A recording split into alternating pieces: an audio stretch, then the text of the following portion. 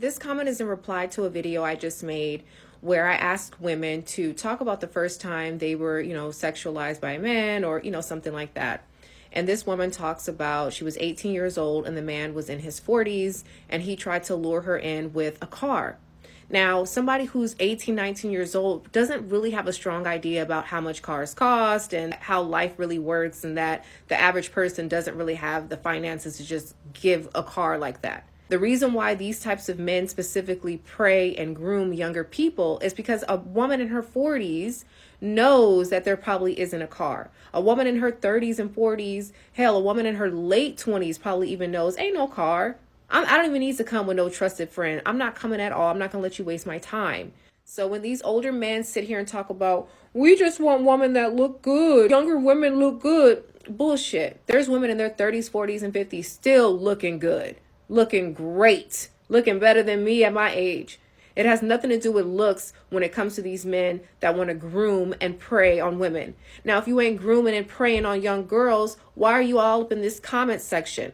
If you feel triggered right now, if you feel like this is a personal attack, then maybe it's about you. Why don't you get your old ass up and get somebody your own age, huh? You can't, because you don't have the mental tools, the financial resources to even come head to toe with a woman your age. So you prey on these little girls, ruin them, and then wonder why women your age are bitter, huh?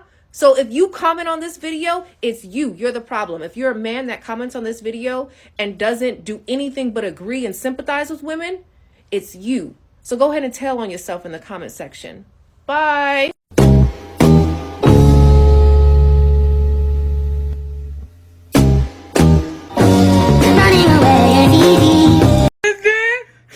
done. I'm done with life, and it's all Jermaine's fault. It's always Jermaine's fault. I'm done. So Larry and I started talking, inboxing each other, and at the time I had Google Voice, so I gave them my Google Voice number. So then we started texting and stuff. Very nice guy. He was an old white guy, not really my cup of tea. He was about 65, which now I'm looking back, that's like, ooh. But before I'm like, I don't care because I'm finna make this money. I told him one time, like, I needed to get a bus pass, y'all. Long story, I didn't have a car. And the bus pass was like $90, and he sent me the money for that. He was just so sweet. And he just told me, like, okay, soon you're gonna get a car, but I gotta see you. So he wanted me to fly to where he was, which I did not feel comfortable with because I didn't know he was like a serial killer, and I watched too many scary movies. So I told him, hey, do you mind coming to the A? He was like, yeah, I could come. Just that easy. About a week later, he flew down, and I was so nervous, y'all. But I just knew in the back of my head, like, I could finally buy a car, y'all. I was so sick of the bus. So he told me that he was coming that Saturday. I went to the mall to buy some clothes. So I went shopping because I'm like, I'm about to get my money back anyway. We still hadn't come up with an arrangement yet, but I knew that it was going to be decent because he was sending me money already. So I went shopping, got some cute clothes because he said he wanted to go out to dinner and here and there. He flew down and we went to the aquarium. We went out to dinner. But let me tell you about my first initial, like, meeting him in person. Tall man, white with, like, wrinkly fingers, cigarette breath. But you could tell he was rich from what he had on, right? Kiana, you already got that car. You just need the money to get it, but you already got it. So just keep it together. It's okay that he has cigarette breath. Just do you. Get this car, girl. I know you're tired of that bus, okay? And we had a great day. But then he was like, do you want to come back to my room? Now, we still hadn't even discussed the arrangement yet. So I just bring it up. I'm like, okay, but how much do you plan on paying me? And he was like, well, how much do you want?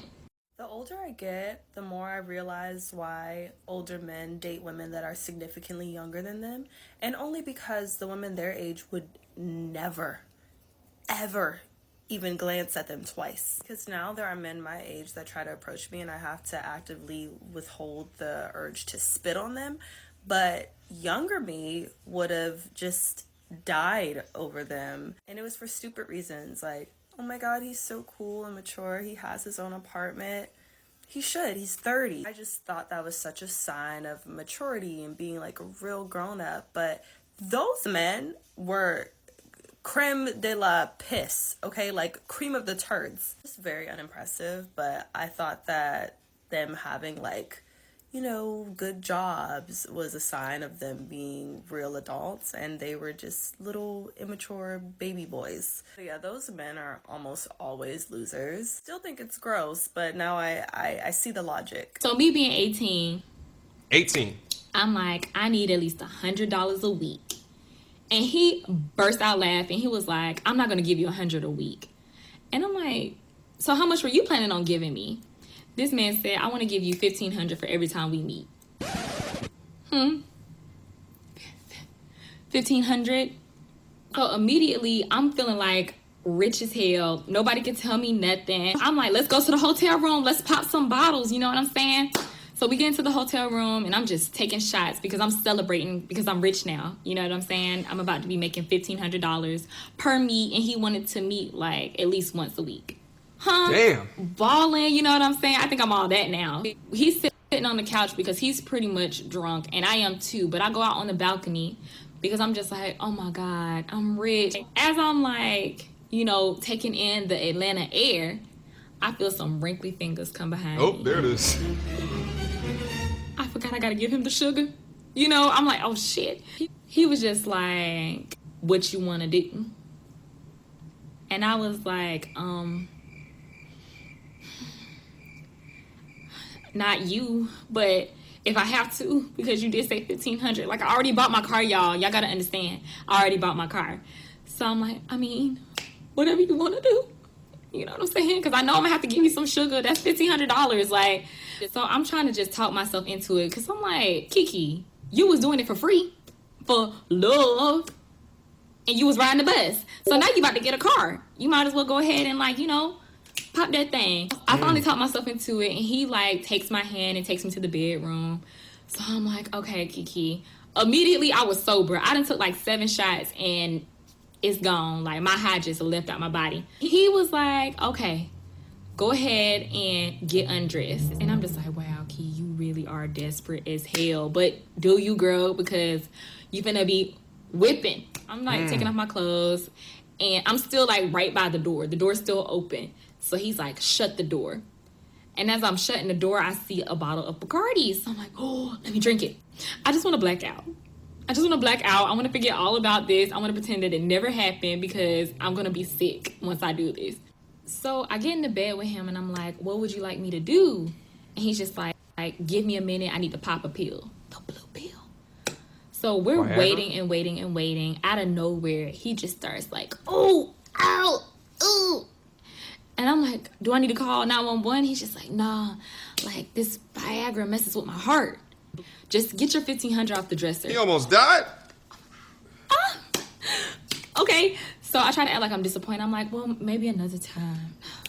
You know, I was so happy. I didn't have to do anything. So I go to the dresser, and I pick up those beautiful blue faces. I'm like, oh. You know what I'm saying? So the end. That's all that happened. I didn't even have to give up no sugar to my sugar daddy. That's a blessing, okay?